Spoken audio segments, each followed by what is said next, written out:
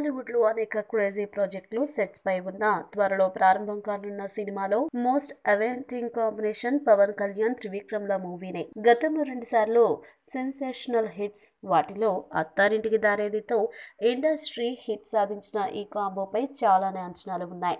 పవన్ త్రివిక్రమ్ ల మూవీ పూజా కార్యక్రమాలు పూర్తి చేసుకుని దాదాపు 3 నెలలు కావస్తున్నా ఇప్పటి వరకు షూటింగ్ ఎప్పుడు ప్రారంభిస్తారనే అంశంపై క్లారిటీ లేదు.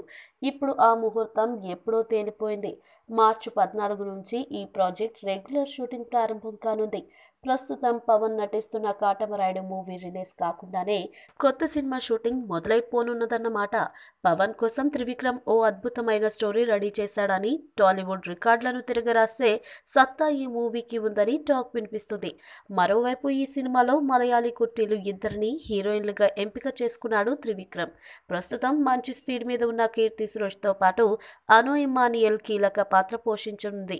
కోలీవుడ్ కంపోజర్ అనిరుద్ రవిచందర్ సంగీతం అందించనుండగా ఎస్ రాధాకృష్ణ ఈ మూవీని నిర్మించనున్నారు.